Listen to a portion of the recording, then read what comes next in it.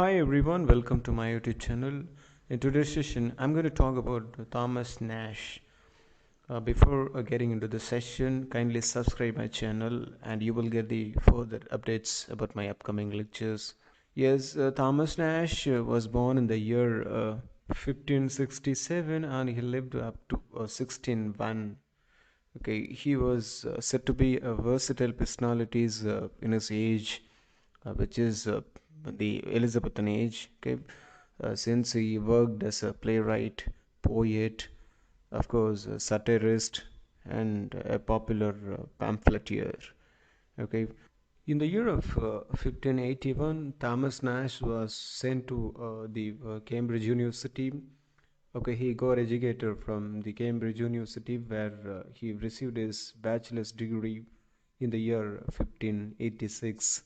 So there was a confusion that whether he did his master's degree in Cambridge University or not. But most of his biographers who says that he discontinued the college about the year 1588 itself. But still, his name appears on the list of the students because, he attended philosophy lectures in the year, okay, in the Cambridge University. Thomas Nash was interested in the literary career, so he shifted to London in order to begin the literary career. And in London, he was staying nearly a decade. And there, okay, his life was dominated by two concerns. Like the first one is finding employment, and the next one is participating in controversies. Actually, this man was said to be most controversial person during his age. Okay, he most famously he involved in the controversy of the Richard and Gabriel Harvey. He came to London with his one exercise in euphuism.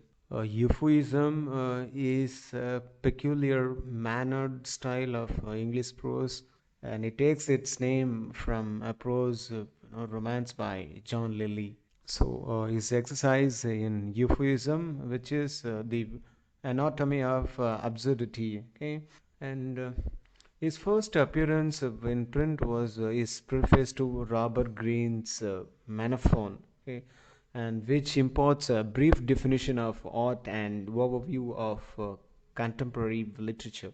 In the year 1590, Thomas Nash, who contributed a preface to an unlicensed edition of Philip Sidney's Astrophil and Stella, okay, but the edition was called in and authorized second edition removed Nash work. Thomas Nash was also featured in Thomas Decker's News from Hell. Thomas Nash was, popularly known for his Marprelate controversy, okay, which is the Martin Marprelate controversy on the side of bishops.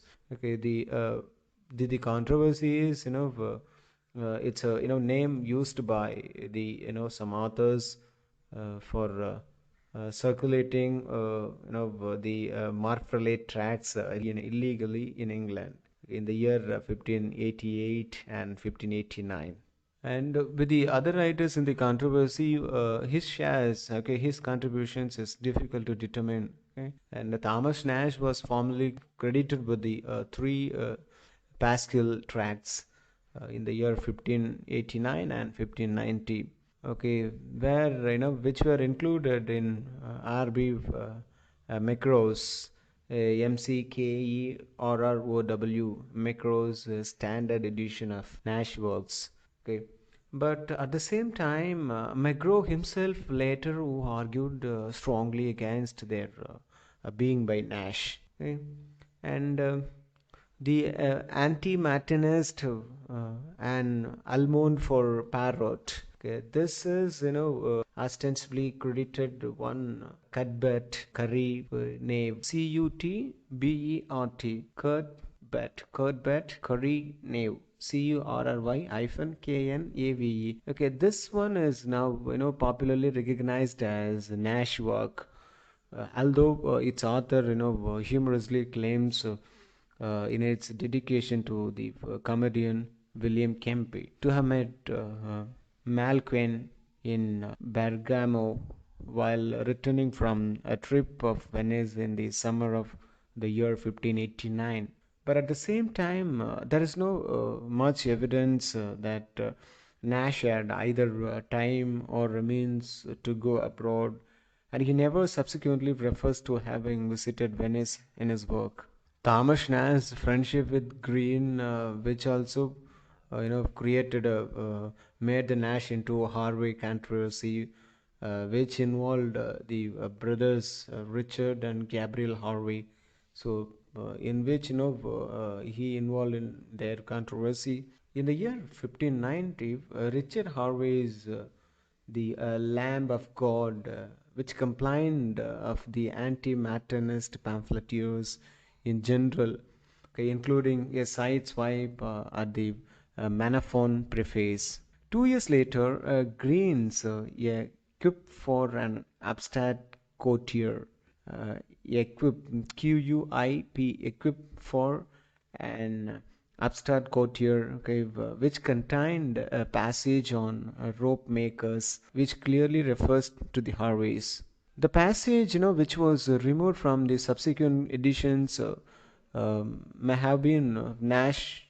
After Gabriel Harvey mocked Green's death in 4 letters, Thomas Nash wrote Strange News in the year 1592. Thomas Nash attempted to apologize in the preface to Christ's Tears over Jerusalem in the year 1593, but the appearance of Pierce supererogation shortly after offended Nash, and he replied with a have with you to Saffron Weiden in the year 1596, with a possibly a sardonic dedication to Richard Lichfield, Lichfield, who is a barber of Cambridge. Harvey did not publish a reply, but Lichfield answered in a tract called the Trimming of Thomas Nash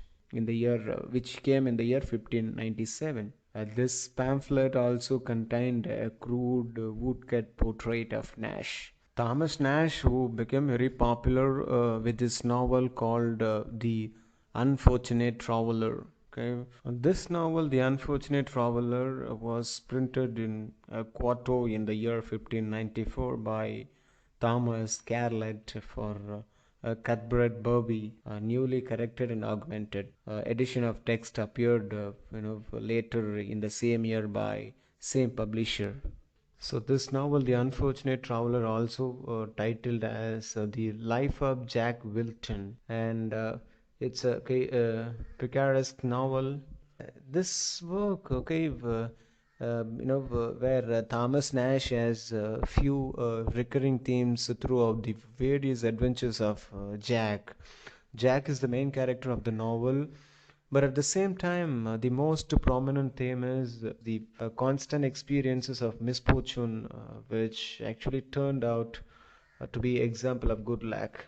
In the year of 1592, Thomas Nash, who published a work called Piers Penniless, and Piers Penniless, his application to the devil. It's a tale, prose satire, okay? And this one was, among the most popular of Elizabethan pamphlets. It was reprinted in the year 1593 as well as 1595. And in the year of 1594, it was translated into French. And this one was written from the point of view of Pierce, a man who was not met with a good fortune, who now bitterly complains of the world's wickedness and addresses his complaints to the devil. At the same time, okay, the identity of Pierce seems to conflate with Nash own, but Nash also portrays Pierce as something of an arrogant and prodigal fool, The story is told in a style which is complex, witty, fulminating, extemporaneous, digressive, anecdotal, filled with vivid descriptions and peppered with newly minted words and Latin phrases. Okay, the satire can be mocking and okay, bitingly sharp, and at the same time, his style seems to relish its own obscurity. In the year of 1592, he was staying in the household of Archbishop Whitgift at Croydon Palace. Okay, when he was staying there, he wrote an entertainment which is Summer's Last Will and Testament. Okay, it's a show with some resemblance to a masque. In brief, shortly we call it's the plot. See this plot, which describes the death of Summer, who feeling himself to be dying, reviews the performance of his former servants, and eventually passes the crown on to Atom. And this play was published in the year 1600. Thomas Nash is popularly remembered for three short poems. Yeah, all of them are drawn from his play, which are frequently reprinted in anthologies of Elizabethan verse, okay, which are Adieu, Adieu, and Farewell, and the Earth's Bliss. So these are those three short poetries. So those poetries are Adieu, Adieu, Adieu, Farewell, Earth's Bliss. This is the first one. The second one is Fair Summer Droops. And the third one is Atom had all the summer's fruitful treasures. Okay, these are three poetries which are said to be Elizabethan verses. Thomas Nash might have contributed to Henry VI in the part one. This play later published under Shakespeare's name as the first part of Henry VI trilogy. Gary Taylor, who believes that Thomas Nash was the principal author of the first act, Nash subsequently promoted the play in his pamphlet Piers Penniless. In the year 1593, Nash published Christ Tears Over Jerusalem. It's a pamphlet, dedicated to Lady Elizabeth Carey. So his works, apparently devotional nature, which contained satirical material, which gave offense to the London civic authorities, and Nash was briefly imprisoned in Newgate Prison. The intervention of Lady Elizabeth's husband, Sir George Carey, who helped him to release from jail, from prison. Tamas Nash, who remained in London apart from, periodic visits to countryside to avoid plague, a fear, okay, which reflected in the play Summer's Last Will and Testament, which was written in the year 1592. Even William Somers, whose comments framed the play, okay, which was Henry VIII's Jester, which includes a famous lyric, Adieu, farewell, earth's bliss. Thomas Nash also co-authored the play The Isle of Dogs with Ben Jonson in the year 1597. This work, which caused a major controversy for its seditious content, and it was suppressed and never published. It was not promoted to publish. Johnson was, imprisoned. Nash house was raided and his papers seized, but he had already escaped to the country. Thomas Nash remained for some time in Great Yarmouth before returning to London. Thomas Nash was alive in the year 1599 when his last known work, the Nash's Lantern Stuff, Stuffe, and it was published in the year 1601. So when he was memorialized in Latin verse in Aphany by Charles Fitzgeoffrey. In the year of 1590, he produced an erotic poem which is The Choice of Valentines.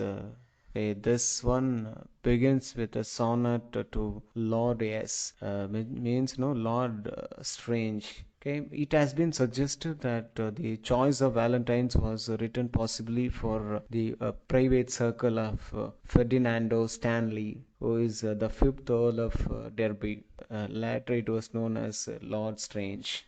It has alternatively been suggested that Lord, as which refers to the Earl of Southampton, Shakespeare's patron, just as Nash had inscribed the unfortunate travel to Lord Henry Wriothesley, the Earl of Southampton. And the choice of Valentine's, which circulated only in manuscript, which describes the Valentine's Day visit of a young man named Tourmalin, okay, to the brothel where his lover Mistress Francis, Mistris, Mistress Francis, Francis, Francis, who recently became employed there. Okay, okay. Tourmalin poses as a customer, having paid 10 gold pieces for her favors, and Tourmalin makes his way towards his erotic goal. In this, the object of his desire, pretty rising womb, okay, which is revealed. Okay,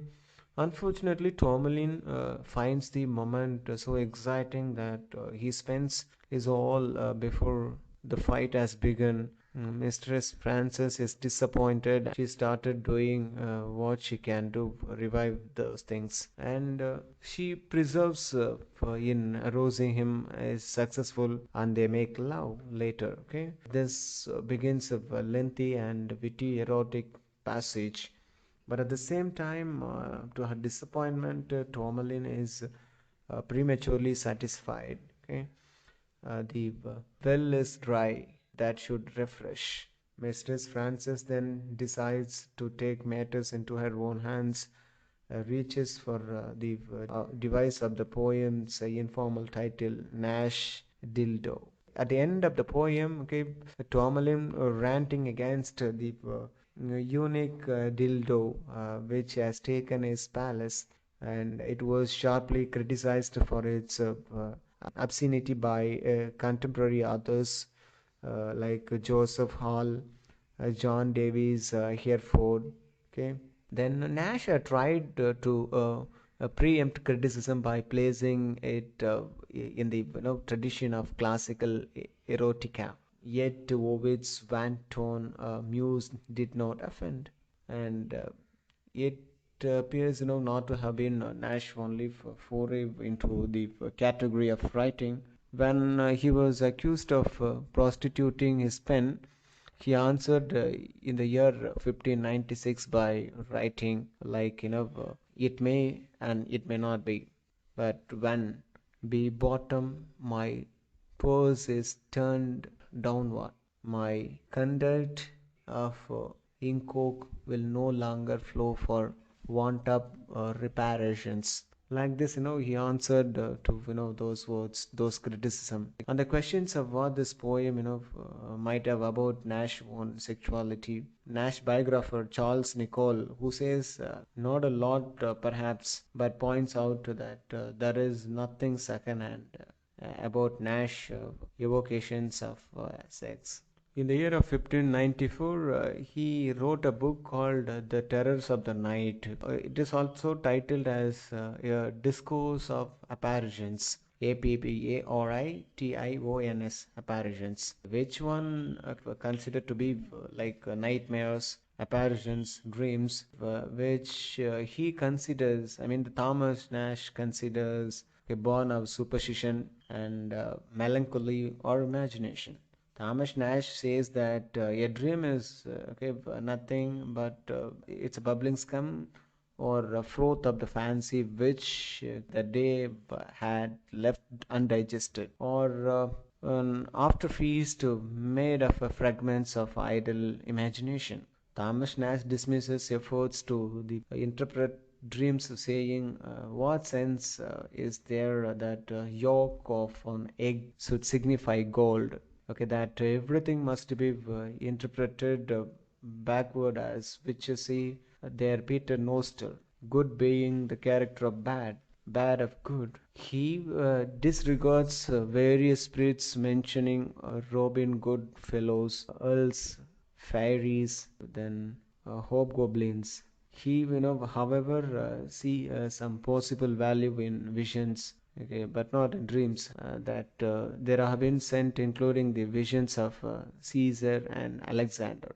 Correspondence can be seen between the traditionalism expressed in the Act Fifth of Shakespeare's play *Midsummer Night's Dream*, and the ideas expressed in the Terrors of the Night. For example, when Theseus in the play describes the poet's eye in the fine frenzy rolling, and Nash describes the constant wheeling and rolling on our brains. So Thomas Nash also credited with the erotic poem The Choice of Valentines, and his name appears on the title page of Christopher Marlowe's Dido, the Queen of Carthage. Okay, though there is uncertainty as to what Nash's contribution was to the work.